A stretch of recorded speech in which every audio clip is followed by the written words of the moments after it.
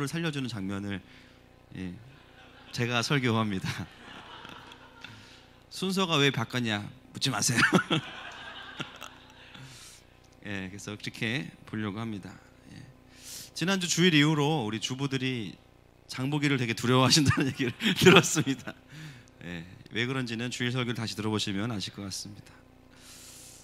광고가 있습니다. 다음 주 금요일은요, 다음 세대 선교사 부흥회라는 제목으로 저희가 모이려고 합니다. 뭐 특별한 외부 강사는 오지 않습니다. 다다음 주에 주님이 오실 거고요. 우리 교회 그리고 이 시대의 주일학교를 위해서 같이 좀 말씀을 나누고, 특별히 그날은 우리 각 교사들을 위해서 좀 축복하고 또 기름 부으심의 시간들로 드리려고 합니다. 그래서 다다음 주에는 교사들은 다 오셔야 되고요. 그리고 주일학교를 위해서 좀 집중적으로 기도하도록 하겠습니다. 드디어 이제 12월 달이 들어오면서 다들 본격적으로 좀 추워지시면서 이제 얼마 안 남았구나 라는 생각이 드실 것 같아요. 감사한 것은 이 남은 한 달을 함께 하나님 앞에서 돌아볼 수 있는 공동체와 예배가 있는 것이 참 감사한 줄로 믿습니다. 함께 돌아보는 또 예배가 되기를 축복합니다. 오늘 본문 아주 느긋하게 볼 수 있겠죠. 한 절 말씀만 보면 되니까. 그래서 아주 그냥 잘근잘근 씹어가지고 같이 좀 보려고 합니다. 여러분이 1절 말씀 안에도 굉장히 중요한 하나님의 관점과 통치들이 다 들어있습니다. 그 한글 본문에는 없지만 원어에 보면 1절이 어떻게 시작되냐면 그리고 사무엘이 죽음에 그리고가 붙어있어요. 여러분 한글로요 그리고라고 쓰시면 돼요. 그리고 사무엘이 죽음에 이렇게 원어는 시작이 됩니다. 여러분 그리고는 언제 씁니까? 그렇죠, 이어질 때. 어떻게 이어져요? 원인과 결과가 이어질 때입니다. 인과관계죠. 즉 그리고라는 말을 우리가 건너뛰면 안 되는 이유가요, 그리고는 놀랍게도 앞에 24장과 25장을 연결해주는 고리와 같아요. 개별적인 사건이 아니라 24장의 사건이 끝나고 나서 25장에 사무엘이 죽었다라는 결과가 나오게 되는 것이죠. 여러분 지난주에 우리가 함께 본 말씀이 24장입니다. 여러분 아주 중요한 사건을 나누었죠. 다윗과 그의 공동체가 동굴에 숨어 있는데 누가 들어와요? 사울이 왜 들어왔습니까? 여러분 생각해 보세요. 동굴에 환기가 안 될 거 아닙니까? 이게 지금 뭐 하자는 건지 제가 현재 말씀을 들으면서 와 이건 아니지 않나. 다윗이 굉장히 죽이고 싶었을 것 같아요. 그렇죠? 또 사울이 고기를 많이 먹었을 텐데 환기도 안 되는데 어쩌면 죽이고 싶어도 가까이 갈 수 없는 그런 상황이. 어쨌든 뭐 옷자락을 조금 뭐 베고 나서 지금 터지시는 분들은 뭐 짜자. 어쨌든 성경은 우리에게 그런 이유가 아니고 하나님의 기름 부음 받은 자를 살려준 다윗에 대한 이야기를 합니다. 그 사건으로 인해서 사울이 잠시 동안이지만 다윗에게 감동을 해요.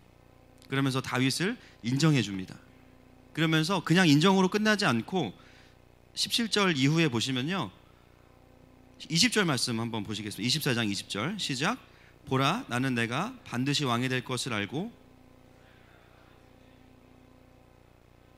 지금 사울이 다윗을 향해서 무엇을 인정하냐면 다윗이 너가 나의 다음 왕이다. 하나님의 기름 부으심을 인정해줘요. 놀랍지 않습니까? 다윗을 죽이려고 쫓아다니던 사울이 다윗의 섬김을 받고 나서는 잠시 동안이지만 다시 다윗을 인정해주고 그가 의롭다라고 고백을 하게 되죠. 그리고 사무엘이 죽은 겁니다. 사무엘의 죽음의 배경은 24장 전체의 내용과 연결되어 있는 거예요. 여러분 하나님의 사람이 죽었다는 것은 무엇을 의미합니까? 아시죠? 뭘 다했다? 목숨을 다한 게 아니고 사명을 다한 거예요. 우리는 사명을 다해야 목숨을 다합니다. 할렐루야. 여러분 웬만하면 안 죽으실 거예요. 제가 보니까 이렇게 사명에 집중하는 분이 많이 안 계셔가지고 다들 오래 사실 것 같아요. 축복합니다. 놀라운 것은 뭐냐면요 사무엘의 죽음은 24장의 성취와 연결되어 있는데 그 성취는요 어떤 것이냐면 사울의 입을 통해서 다윗이 의롭다라는 것과 다음 왕이 될 것을 고백하는 그 사건이 오늘 사무엘의 죽음과 연결되어져 있는 것입니다. 놀라운 것은 다윗이 어느 순간 성장했는데 그 성장했다는 것을 누구를 통해서 듣게 되냐면 원수인 사울을 통해서 듣게 되는 거예요. 거기까지가 사무엘이 살아서 이루고 봐야 하는 하나님의 사명이고 영광이었던 것이죠. 여러분, 우리의 인생의 마지막에 막 살다가, 대충 살다가, 나를 위해서만 살다가 전혀 하나님 나라의 맥락과 상관없이 우리의 인생을 마무리한다면 불가능하지만 너무 허무할 것 같아요. 그 사람은 살아서 밥을 엄청 많이 먹었더라, 그리고 죽었더라. 그 사람은 살아서 그냥 돈만 벌다가 땅만 죽어라 샀다가 그리고 죽었더라. 그 사람은 살아서 열심히 놀러만 다니다가 그리고 죽었더라. 여러분, 하나님의 백성들에게는 그 사람의 삶을 향한 하나님의 사명이 있습니다. 동의하시죠? 그 사명은요, 하나님께서 이루시는 거예요. 근데 그 일이 어느 순간 하나님 보시기에 완성이 되면 그리고 우리의 인생도 함께 끝나는 거예요. 각자의 사명이 다르기 때문에 우리가 다 알 수 없습니다. 그러나 내 삶의 마지막은 반드시 어떠해야 합니까? 반드시 하나님 나라의 확장과 성취와 아버지의 일하심의 이야기가 우리의 성취가 마지막이 돼야 되는 거예요. 할렐루야. 다른 변화가 내 일상에 없다 해도 여러분, 뭔가 내 삶에 하나님의 사명을 이루는 것과 상관이 없는 것 같은데 여러분, 그렇지 않을 겁니다. 여러분, 잘 보셔야 돼요. 물론 때로는 정체기가 있고 침체기가 있는데요, 중요한 것은 뭐냐면 하나님께서 이 모든 것을 이루어 가신다는 거예요. 누가 그것을 발견할 수 있습니까? 내 삶을 향한 하나님의 일하심에 관심이 있는 사람이 발견할 수 있죠. 관심이 없는 사람은요, 하나님이 일하셔도 모릅니다. 다 넘어가는 거예요. 근데 영적으로 민감하고 예민한 사람들은 하루하루를 절대 일상으로 받아들이지 않고 하나님과 동행하는 아주 이상적인 삶으로 바라보기 때문에 하나님 오늘 나에게 무슨 일을 행하실까, 하나님께서 행하시는 것들에 관심을 가면 보이게 됩니다. 여러분, 올 한 해를 살아오시면서 내 인생에는 올 한 해 별일이 없었던 것 같은데 여러분, 아닐 거예요. 주변에 아무 일이 일어나지 않아도 하나님 여러분의 마음 안에 새 일을 행하셨을 겁니다. 어떤 가정은요, 오랫동안 그분이 먼저 예수님을 믿게 되면서 아무도 예수님 믿지 않았는데요, 가정을 위해 기도했는데 어떤 일들을 겪으면서 부모님이 주님께로 돌아오고, 또 하나님을 오랫동안 떠났던 동생이 또 주님께 돌아와서 다시 예배자가 되었어요. 저희 교회 성도분 중에 한 분입니다. 어떤 형제는 올 한 해를 돌아보면 저희 교회 오기 전에는 너무 많은 소개팅으로 지쳐있다가, 목사님 저 이번 주에 또 스파게티 돌리러 갑니다, 너무 지쳐 보였어요. 그런데 하늘마음교회 와서 믿음의 가정을 꾸릴 인생의 배우자를 만났어요. 축복합니다. 아직 결론이 안 나가지고 계속 기도해 주셔야 됩니다. 또 어떤 분들은 잘못 만난 배우자로 인해서 힘들어하다가 다시 하늘마음교회 와서 하나님의 은혜를 누리고 회복을 누리는 분도 있으시죠. 여러분, 무엇이 되었든지 간에 분명히 우리의 삶에는 내가 만들어낸 것이 아니라 하나님께서 하시는 일들이 있습니다. 동의하십니까? 또 반대로 어떤 분들은요, 어쩌면 올 한 해가 인생에서 정말 가장 힘든 한 해였을 수도 있어요. 여름도 추웠어. 심지어 인생이 너무 고통스러웠어요. 겉으로 보기에는 조금의 간증도 없어 보이고 아주 조금의 회복도 없어 보이는. 그런데 여러분, 아십니까? 고난은 하나님이 주시는 축복의 다른 이름입니다. 고난 속에서도 하나님께서 우리에게 행하시는 일들이 있어요. 동의하십니까? 최근에 저희 교회 다니지 않는 형제를 만나서 교제했는데 그 형제의 삶을 들어보니까 굉장히 평탄하고 아주 행복한 삶을 살아오던 형제인데요, 2018년 한 해는 완전히 지옥 같은 한 해를 보낸 거예요. 어머님은 아프셔서 거의 8개월 이상을 누워 계셨고, 본인은 어떤 소송에 휘말려가지고 반년 이상을 고생을 했습니다. 자기가 인생에 살아오면서 처음 겪는 어려움들이었어요.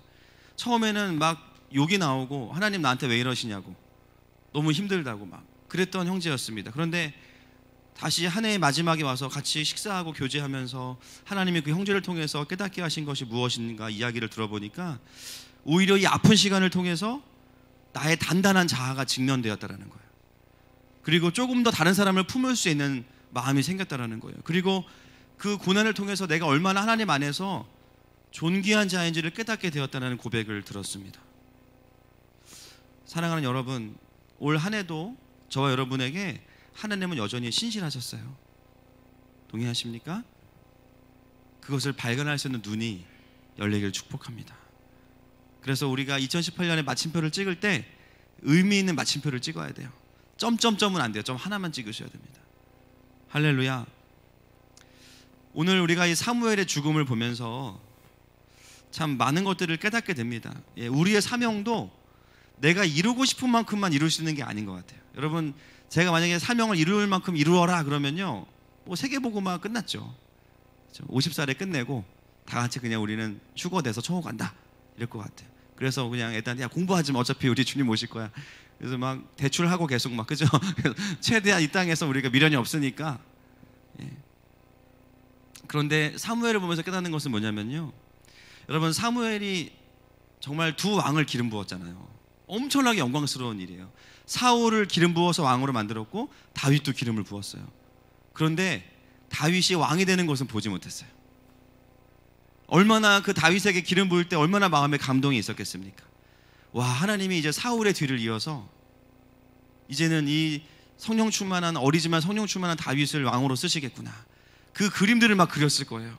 그런데 오늘 사무엘은 그 마지막 모습은 보지 못하고 주님께로 가게 됩니다.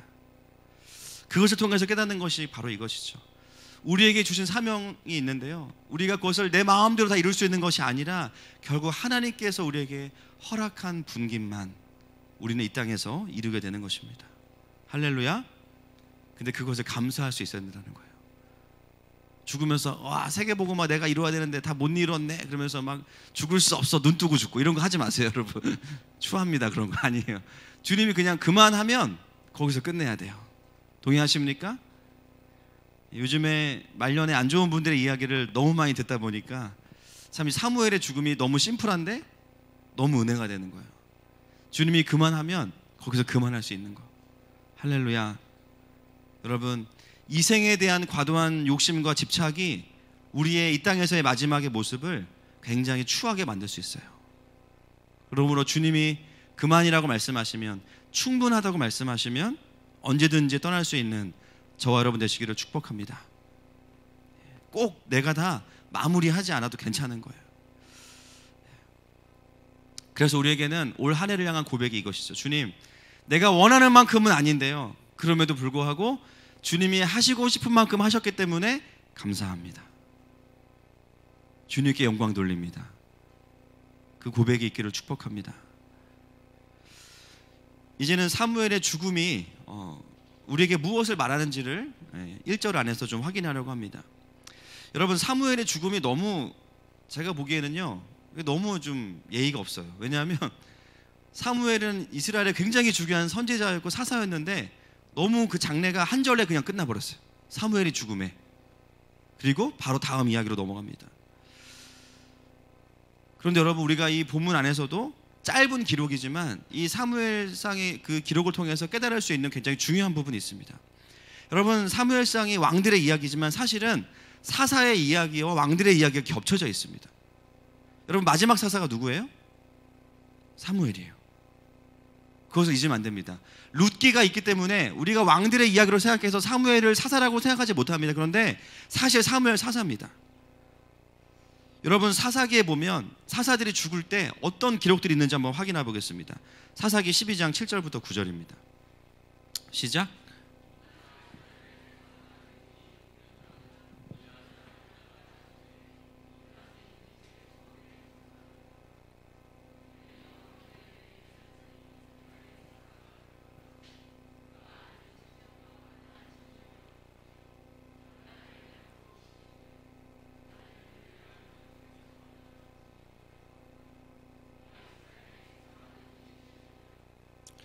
보통 사사들이 죽을 때 어떤 이야기들 많이, 두 가지의 메인 포인트가 있는데요, 얼마나 다스렸고 자녀가 몇 명이었는지를 기록합니다.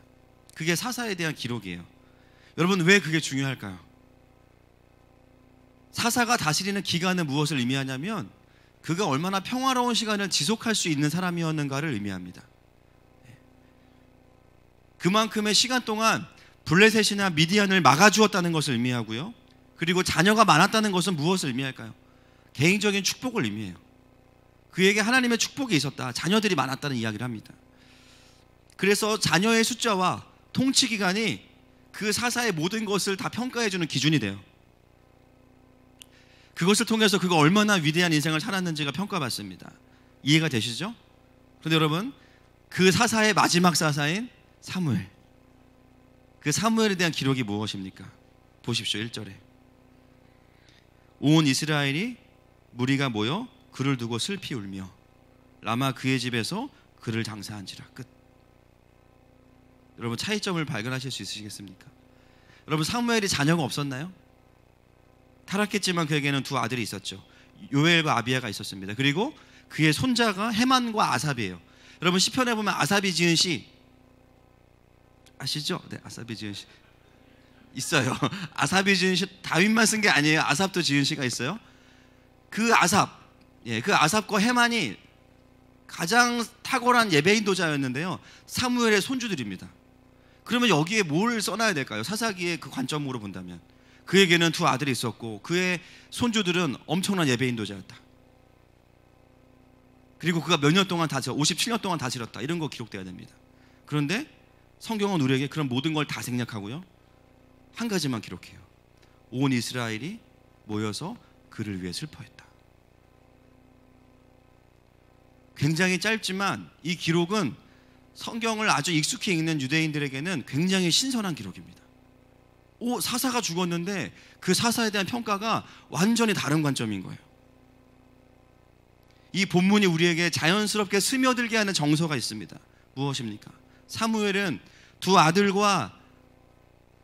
아들의 아빠일 뿐만 아니라 온 이스라엘에게 아버지와 같았다라는 것을 의미해요. 자녀의 자리에 온 이스라엘을 갖다가 기록을 해놨습니다. 사무엘이 죽었을 때 온 이스라엘은 아버지를 잃은 슬픔에 빠집니다. 여러분, 원래 이 아비의 역할을 누가 하는 게 맞을까요? 원래는 사울이 하는 게 맞겠죠. 근데 사울은요, 자기 사위인 다윗 하나도 못 품어가지고 죽이려고 쫓아다니는 사람이에요. 이스라엘 백성은 안중에도 없어요. 아비의 역할을 해야 되지만 감당하지 못합니다. 그런데 누가 그 역할을 감당하냐면 사무엘이 사사로서 온 이스라엘의 아비의 역할을 감당해요. 너무나 간략한 표현이지만 그 슬피 우는 온 이스라엘의 슬픔을 우리가 보면서 사무엘이 이스라엘에게 어떤 존재였는지를 확인할 수 있는 것이죠. 여러분, 사무엘이 사역을 많이 했을까요? 엄청 많이 했을까요? 엄청 많이 했어요. 여러분 보시면 엄청 돌아다닙니다. 전국을 순회하면서 돌아다녀요. 말씀 전하고 사람들을 일으키고 기도운동을 일으키고 영적으로 각성시키고, 그를 통해서 하나님을 경험한 사람들이 수도 없을 겁니다. 그런데 성경은 그런 걸 하나도 기록하지 않습니다. 일부러 말을 아껴요. 대신에 뭐라고 이야기하냐면 온 백성이 그를 위해 슬피 울었더라. 사무엘은 많은 사역을 했지만 사실은 사역을 한 것이 아니라 그는 열정을 다해서 하나님의 마음을 다 받아서 하나님의 백성들을 사랑한 것이 그의 사역이었어요. 저는 이 사무엘의 죽음에 대한 이스라엘의 반응을 좀 묵상하면서 우리가 꼭 닮아야 될 것이 무엇인가를 생각해 보게 됩니다. 여러분, 우리가 마지막에 이 땅에서의 삶을 마무리할 때 우리의 인생에 무엇이 남을까요? 여러분, 우리가 우리의 인생을 마무리할 때 우리를 위해 슬피 울어주는 사람의 눈물의 의미가 무엇일까요? 대단한 사역도 중요하고 필요하지만 결국 그 사역을 통해서 풀어져야 되는 게 뭐냐? 바로 하나님 아버지의 마음입니다. 사무엘이 사역만 잘했다고 해서 슬피 울지 않았을 거예요. 사무엘이라는 존재 자체가 이스라엘에게는 완전히 영적인 아비였기 때문이에요. 그래서 자녀들이 울어야 되는 그 자리에 온 이스라엘이 모여서 아버지를 잃은 슬픔으로 함께 모여서 애통해하고 있는 것입니다. 사무엘의 사역은 수많은 숫자를 남긴 것이 아니라 아버지의 사랑과 마음을 그의 백성의 삶의 깊은 곳에 남겨두고 하나님께로 가게 됩니다. 여러분, 우리의 인생에 무엇이 남을까요? 여러분들을 통해서 보여지는 하나님 아버지의 사랑만 남을 것입니다. 우리가 하나님의 사람으로 살고 하나님의 사람으로 죽는다라는 거, 이 땅에 사는 동안 하나님 아버지의 사랑을 어떻게 전달하고 남길 것인가? 사람들이 나를 기억할 때 무엇을 기억하게 될 것인가? 우리의 실력이나 사역 금방 까먹습니다. 차 목사 말 잘하대. 죽으면 2달이면 까먹으실 거야. 말 잘하는 사람이 사역 잘할 것 같으면요, 법륜 스님이 오셔가지고 설교하셔야 돼요. 제가 봤을 때 김재동 씨가 회심해서 설교하셔야 돼요. 여러분, 우리의 인생에 우리의 모든 것이 다 소진되어져서도 유일하게 남는 것이 있다면 그것은 우리를 통해서 풀어졌던 바로 하늘 아버지의 마음이에요. 내 속에 있다가 다른 사람에게 전달되는 거, 하나님 아버지의 마음이에요. 여러분, 하나님 아버지의 마음만이 이 땅에서도 그리고 하늘에서도 영원히 남는 유일한 유산인 것입니다. 그러므로 우리가 살아서 숨쉬는 동안 우리 안에 하나님의 마음이 더 있기를 축복합니다. 옛말에 그런 말이 있죠. 호랑이는 죽어서 연고를 남기고, 아십니까? 그 만명통치하겠잖아요. 호랑이는 죽어서 연고를 남기고, 사람은 죽어서 이름을 남긴다. 그리스도인은 죽어서 무엇을 남깁니까? 하나님의 사랑을 남깁니다. 할렐루야. 저는 이 사무엘의 죽음 앞에 우리가 충분히 좀 머물러 있기 원합니다. 여러분, 이제 연말이잖아요. 그렇죠? 어떤 분들은 회사를 이직하는 분도 계실 거고, 퇴직하는 분도 계실 거고, 뭐 가정은 이직하고 싶지만 이직이 안 되니까 그냥 가야 되고, 교회도 뭐 특별한 일 없으면 뭐, 여러분 내년에 오실 건가요? 내년에 다니실 거죠? 하늘마음교회. 한 번 하늘마음은 영원한 하늘마음입니다. 그렇지만 교회 안에서 또 보직이 이동될 수도 있어요. 교사도 뭐 부서가 바뀔 수도 있고, 또 맞는 봉사가 바뀔 수도 있어요. 우리가 사무엘처럼 죽어서 헤어지는 것은 아니지만 연말이 오면서 우리가 고민해야 될 것이 바로 이것입니다. 그리스도인의 인생에서 이별이란 무엇인가 하는 것이죠. 그럴 때 우리가 기억해야 될 것이 바로 사무엘의 죽음이에요. 나와 헤어지는 사람들이, 나와 이별하는 사람들이 아버지의 사랑을 가지고 돌아갈 수 있을까? 누군가가 나를 기억할 때 그 사람은 참 하나님의 마음을 나에게 가르쳐준 사람이야 라면서 그냥 헤어짐의 눈물만이 아니라 그 고마움의 눈물을 함께 흘릴 수 있을까? 여러분, 이것이 그리스도인의 뒷모습이 돼야 됩니다.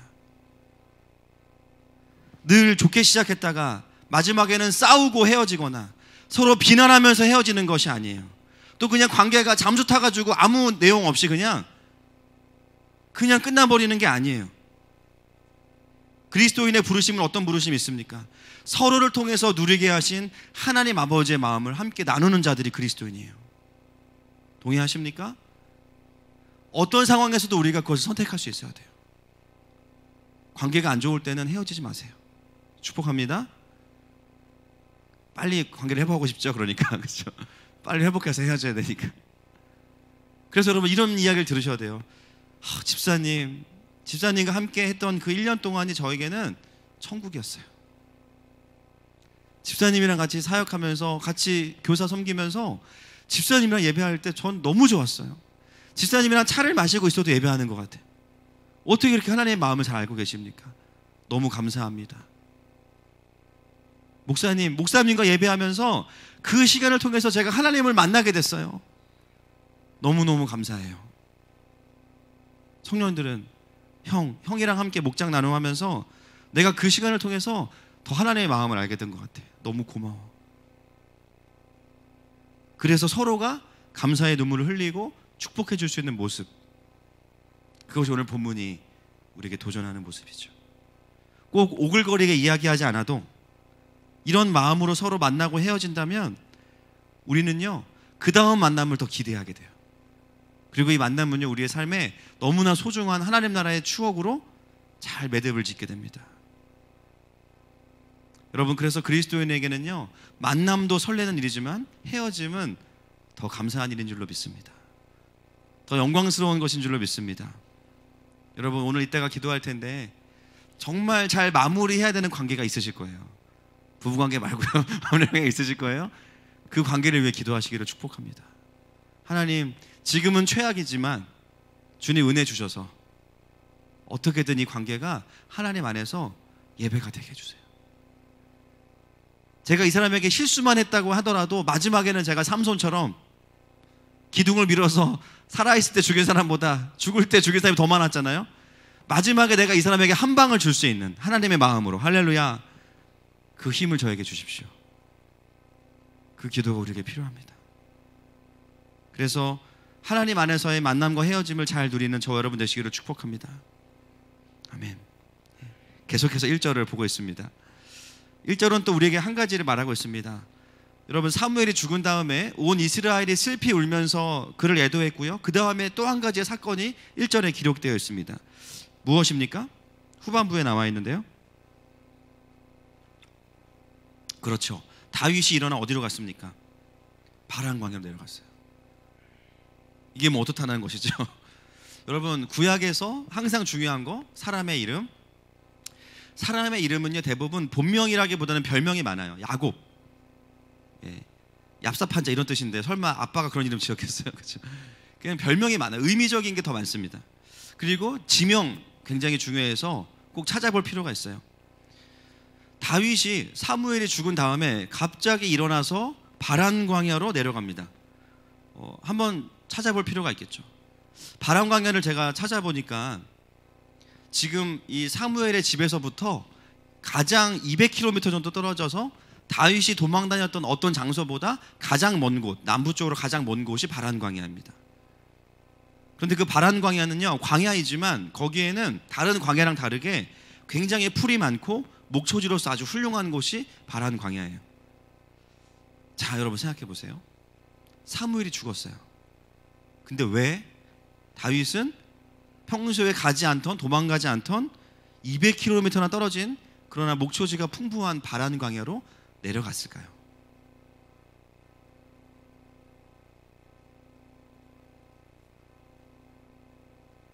이 질문을 우리가 풀어야 사무엘의 죽음이 다윗에게 어떤 의미였는지를 알 수 있습니다. 여러분, 다윗에게 사무엘은 어떤 존재였을까요? 동일합니다. 영적인 아버지예요. 그래도 사울이 사무엘이 살아있을 때는 눈치를 좀 봤겠죠. 그런데 이제는 모든 안전장치가 싹 다 없어진 거예요. 사무엘의 죽음으로 인해서 더 이상 사울이 사무엘의 눈치를 보지 않아도 됩니다. 사울과 다윗 사이에서 비무장지대로 존재해주던 사무엘이 사라진 거죠. 다윗은 이제 말 그대로 완전히 사울에게 노출된 상태로 살아야 되는 거예요. 1절에 보니까요, 다윗이 동사 보면 일어나 라는 표현이 있습니다. 일어나. 그냥 스탠드업이 아니에요. 이 일어나라는 동사는요, 구약에서 어떤 의미가 있냐면요, 마음을 일으켜서, 결단해서, 이런 뜻을 가지고 있습니다. 창세기 35장 1절과 2절 말씀 같이 보겠습니다. 창세기 35장 시작.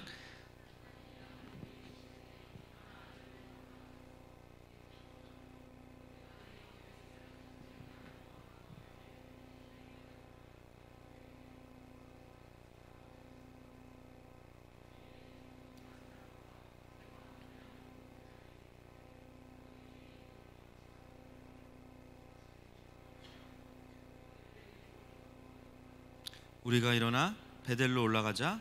내 환난 날에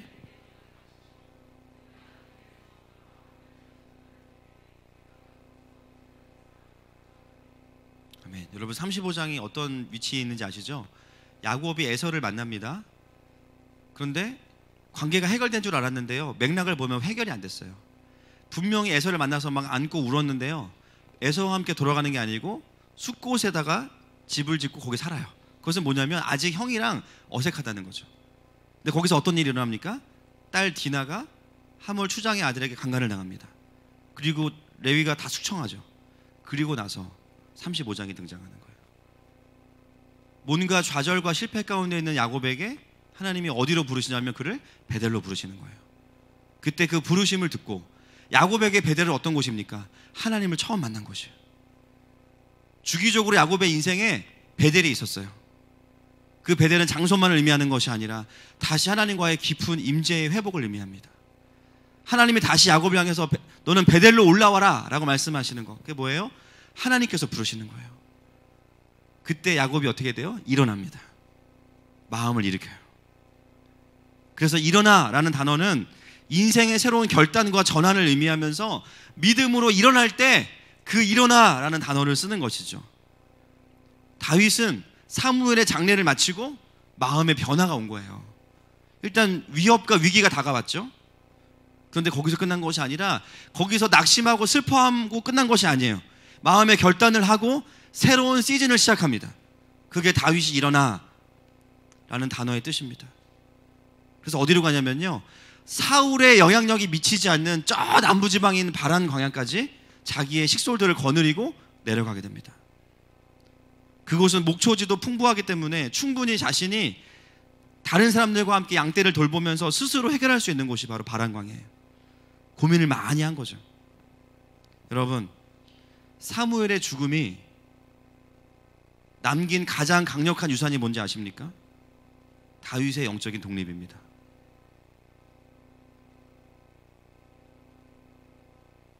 사무엘의 죽음은 다윗에게 슬픔으로 끝나지 않고요, 자기가 평생 의지하고 따랐던 사무엘의 죽음은 이제는 다윗이 더 하나님을 바라보게 만든 거예요. 내 삶의 영적인 거장, 내 삶의 영적인 멘토가 사라질 때 우리는 잠시 공황 상태에 빠지고 멘붕에 빠질 수 있죠. 그러나 그것을 통해서 하나님께서 우리에게 기대하시는 게 무엇입니까? 그냥 마냥 슬퍼하라는 것이 아니에요. 이제는 네가 나를 바라봐라. 다시 하나님을 바라볼 것을 말씀하시는 거예요. 영원한 사무엘이신 하나님을 바라볼 것을 말씀하시는 거예요.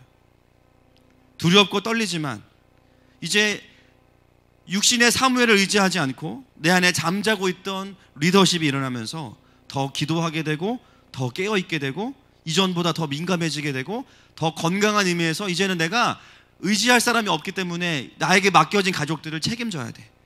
600명이 넘는 가족들이잖아요. 다윗은 리더로서 한 번 더 업그레이드를 하게 됩니다. 여러분, 이와 유사한 일들이 성경에 엄청 많습니다. 여호수아 1장 1절에 보면 모세가 죽은 후에 여호수아를 부르시죠. 이사야서 6장 1절에 보면 읽겠습니다. 6장 1절 읽어보겠습니다. 시작.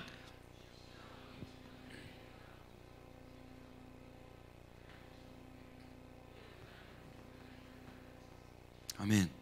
우리가 이 본문은 잘 알죠. 왜냐하면 찬양을 알기 때문에. 그런데 이 본문은 그 찬양만을 의미하는 것이 아니라 우시아 왕이 죽던 해에 이사야를 부르셨다라는 거예요.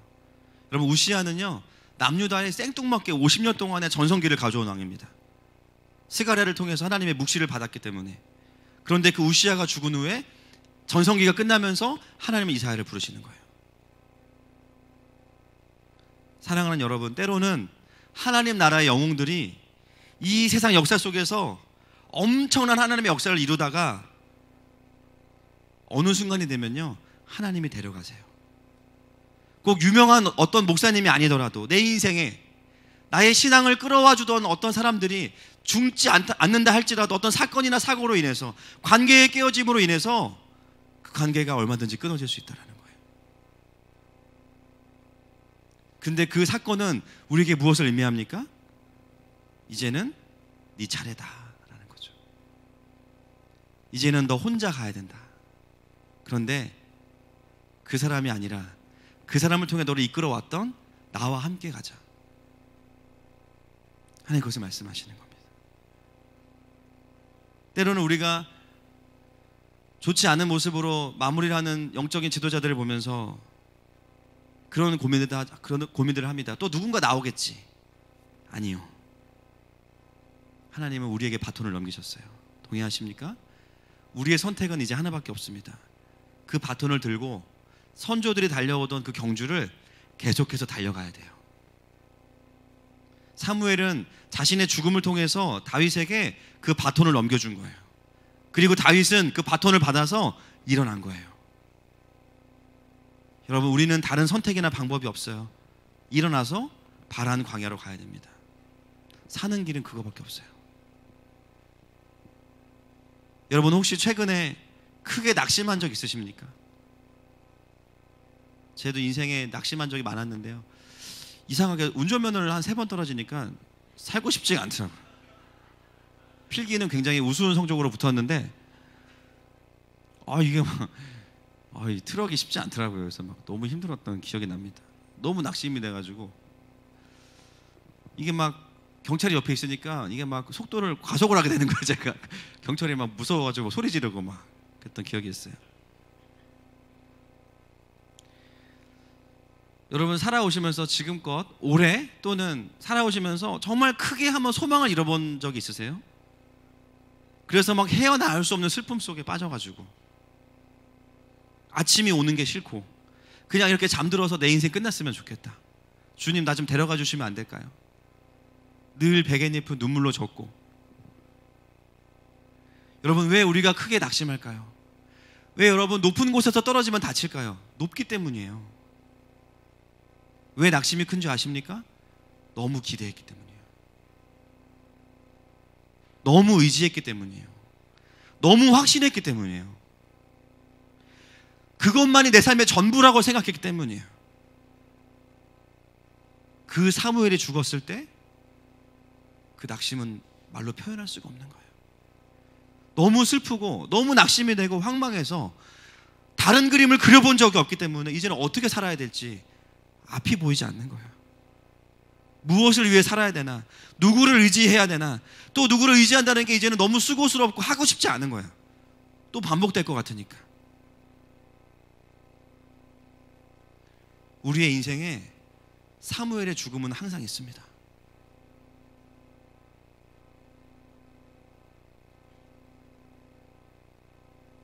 그런데 그 상황을 통해서 하나님이 저와 여러분에게 말씀하시는 진짜 중요한 진리가 뭐냐면 우리의 인생에 죽지 않는 영원한 사사이신 예수님께서 함께 하신다는 거예요. 볼지어다 내가 세상 끝날까지 너희와 항상 함께 있으리라. 그분의 이름은 임마누엘이십니다. 돌아오는 주부터 12월 한 달 동안은 로마서를 좀 내려놓고 구원자의 이름, 이사야서에 예언되어 있는 구원자 이름을 볼 건데요, 돌아오는 주 설교가 임마누엘에 대한 설교입니다. 그분의 이름은 내가 너희와 항상 함께한다. 하나님이 우리와 함께한다. 그것이 그분의 이름이에요. 육신의 사무엘은요, 아무리 훌륭하고 하나님이 주셨어도 한계가 있고 죽을 수밖에 없어요. 언젠가는 우리가 이별해야 됩니다.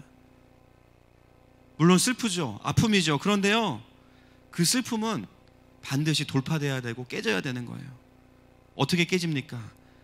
영원한 사무엘이신 하나님을 바라보면서 다시 일어날 때 우리는 이길 수 있습니다. 다윗이 일어난 것처럼 내 안에 그럼에도 여전히 나와 함께 하시고 나를 향한 계획을 조금도 양보하지 않으시고 나보다 더 전능하게 내 삶을 전진시켜 나가시는 그 사무엘을 바라볼 때 우리의 마음 가운데, 믿음 가운데 일어남이 있는 것입니다. 그래서 여러분 우리가요, 우리의 인생에 내가 지금까지 겪은 것보다 더 큰 일이 닥쳐와도 다시 일어날 수 있는 거예요. 왜요? 하나님이 우리와 함께 하시기 때문이에요. 변한 것은 하나도 없습니다. 동의하십니까? 여러분 사무엘을 잃어버린 사건은요, 다윗이 이제는 온전히 하나님으로만 자신을 채우는 영적인 도약의 기회가 됩니다. 다윗은 그것을 캐치했어요. 그래서 어떻게 합니까? 멀리 떨어져 있는 바란 광야로 가게 되는 거예요. 저는 이 본문을 우리 교회도 좀 적용했으면 좋겠습니다. 교회가 이제 어느 정도 안정이 돼가고 있으니까 유지만 하면 좋겠다. 가끔 저도 그런 마음이 들 때가 있습니다. 가끔 막 통합 예배 때는 자리가 없잖아요, 우리가. 그렇죠? 그리고 막 뒤에 앉으려면 엄청 일찍 와야 되고. 그러니까 이게 뭐 너무 힘든 거예요. 청년들도 이제 포기했어. 그냥 목사님 앉으라고 하면 알겠어요. 가서 앉고. 뭐 자리가 없으니까 뭐 이제는. 그러면 이제는 새가족반을 폐쇄하고 우리가 홈페이지도 내리고 유튜브 다 접고 그냥 우리끼리만 예배하고 더 이상 새가족 당분간 안 받습니다. 그래야 되나? 근데 여러분 그것도 기도하면서 주시는 마음은 교회의 사명은요 유지하는 게 아니고요, 유지할 거냐 말 거냐 우리가 결정하는 굉장히 교만한 일이더라고요. 교회의 사명은 뭐냐면 주님이 하라고 하는 거를 계속 하는 겁니다. 동의하십니까? 교회가 줄든 늘든 그거는 뭐 주님이 하시는 거죠. 보내주신 영혼들이 있으면은 최선을 다해 섬기면 되는 거고요. 말씀으로 품으면 돼요. 중요한 것은 뭐냐면 교회가 성장할수록 안정적일수록 어떻게 가야 되냐, 더 건강하고 강력하게 사명을 이루면서 달려가야 됩니다. 자전거 페달과 똑같아요. 성장주의, 부흥주의로 가자는 게 아니에요. 우리가 이 페달을 밟는 것, 계속 사명을 향해서 달려가는 길을 계속 가야 되는 거예요. 우리의 부르심은 무엇입니까? 300명, 500명, 1000명이 아니라 더 도지선교를 향해서 박차를 가하고 다음 세대를 세우는 사역에 깊이 관여하고 도시 안에 영적인 고지들을 분별하고 전쟁하는 것이죠. 할렐루야. 여러분, 걱정할 게 없어요. 우리가 가는 곳은 바란 광야입니다. 거기는 먹을 게 많아요. 엄청 좋은 곳이에요. 좌우지간 어떤 모습으로 교회가 커갈지 모르지만 하여튼 주님이 좋은 곳으로 인도하고 계십니다. 저는 본문을 보면서 정말 그렇구나, 이 시대가 사무엘을 하나님이 데려가신 시대구나라는 생각이 들었어요. 어디 가서 마음 놓고 나눌 어른이 없어요. 여러분, 나라의 상황을 보십시오. 보수와 진보 둘 다 대안이 되지 못하고 답이 되지 못하고 있죠. 이 정당이 너무 부패한 것 같아서 다른 정당을 찍어보니까 막 경제 위기 오고 강력한 어둠의 문들을 막 다 열고 있고요. 막 다 열어제끼고 있습니다 지금. 그 가운데 하나님께서 정말 원하시는 게 무엇인지를 선지자적으로 내줘야 되는 교회들마저도 세상의 눈치를 보면서 그냥 큰 교회니까 어떻게든 이미지 관리해야 되니까 방패막이가 되지 못하는 거예요. 그 상황 속에 어떻게 됩니까? 청년들을 뺏기고 다음 세대들을 뺏기고 있어요. 그러니까 교회가 더 어디에 집중해요? 사람 모으는 거에 집중해요. 쇄국 정책을 펴는 거죠. 여러분, 절대로 하나님의 나라는요, 가만히 있거나 우리를 지킨다고 해서 지켜지는 게 아니에요. 계속해서 그의 나라를 구해야 됩니다. 전진하지 않으면요, 길이 없는 거예요. 동의하십니까? 부르심을 따라가지 않으면요, 뒤로 침륜하는 수밖에 없는 거예요. 그런 시대 가운데 우리가 살아가고 있고 예배하고 있는 것이죠. 공격이 만만치 않습니다. 이런 현실이 우리에게 주는 메시지를 들을 필요가 있어요. 사무엘이 죽었다는 거예요. 우리가 보이는 반응, 나라를 욕하거나 다른 교회를 욕하는 것, 여러분, 하나님께서 원하시는 반응이 아니에요. 이 상황 속에서 누군가는 일어나야 됩니다. 시대를 향한 하나님의 마음을 받아서 토해낼 줄 알아야 됩니다. 전달할 수 있어야 돼요. 하나님께로 돌아오라는 그 메시지를 누군가는 전달할 수 있어야 돼요. 그리고 그 경주를 달려가는 그룹들이 반드시 일어나야 돼요. 중요한 것은 뭐냐면 바통을 이어받을 사람이 없다라는 거. 다 팔짱 끼고 앉아서 욕하기 바빠요. 저는 우리 교회 성도들이 교회 안에서건 밖에서건 더 이상 교회들 욕하지 않기를 축복합니다. 여러분, 그거 건강한 반응 아니에요. 여러분, 나중에 여러분 처음 가면 주님이 뭘 물어보실까요? 너 어떤 교회 다녔니? 저 분당 땡땡 교회 다녔는데요. 근데 왜 너의 삶은 이 찬스 목사님과 다르니? 너 어떤 교회 다녔니? 저 10,000명 되는 교회 다녔는데요. 그렇게 물어보실까요? 아니요. 주님 뭐라고 물어보실까요?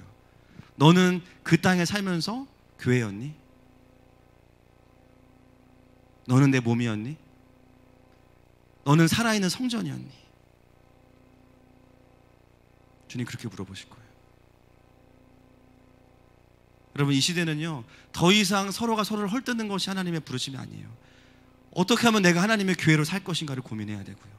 어떻게 하면 나에게 만나게 하시는 그 무너진 성전, 살아있는 성전들을 다시 하나님의 교회로 세울 것인가. 할렐루야. 여러분, 그 삶을 살기를 축복합니다. 지금은 그 어느 때보다 말씀을 펴야 됩니다. 그 어느 때보다 하나님의 마음에 관심을 가져야 돼요. 그리고 사울의 영향력이 미치지 않는 곳, 어둠의 리더십이 미치지 않는 바란 광야를 찾아서 그곳으로 가서 우리를 추스리고 일으켜야 됩니다. 전 요즘에 그래서 부정적인 이야기들이 들려올 때마다 오히려 마음을 더 일으키고 있어요. 그래서 우리가 잘 서 있어야지. 그래서 우리가 더 기도해야지. 그래서 우리가 더 섬겨야지. 할렐루야. 제가 지지난주에 한신대 CCC 설교하러 다녀왔는데요.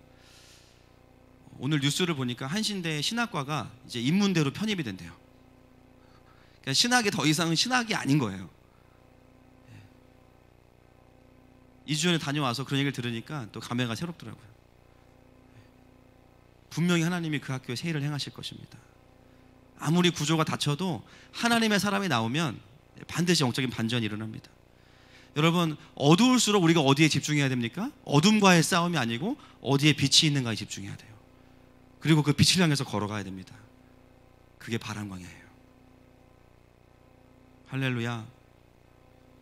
여러분, 오늘 1절 말씀을 좀 우리의 가슴에 새기고 우리가 돌아갔으면 좋겠어요. 여러분, 우리의 삶에 반드시 인간적인 사무엘은 죽을 수밖에 없습니다. 그 사람이 아니어도 내가 의지하는, 그것이 사람이 아니어도 내가 의지하는 그 무엇인가, 나를 세워주는 긍정적인 것들, 그런데 그 사무엘은 반드시 죽게 돼요. 왜냐하면 우상이기 때문입니다. 그 우상이 죽을 때는 우리는 낙심하고 슬프죠. 그런데 괜찮습니다. 우리에게는 영원한 사무엘이 있기 때문이에요. 그분은 하나님 보좌 우편에서 지금도 저와 여러분을 위해서 중보하고 계십니다. 그래서 다윗은 200km의 거리를 단숨에 달려갈 수 있는 힘을 얻게 된 것이죠. 여러분, 확신합니다. 시대가 어두울수록 하나님 여러분들을 쓰실 거예요. 동의하십니까? 교회가 어렵다고 할수록 하나님이 하늘과 함께 더 쓰실 거예요.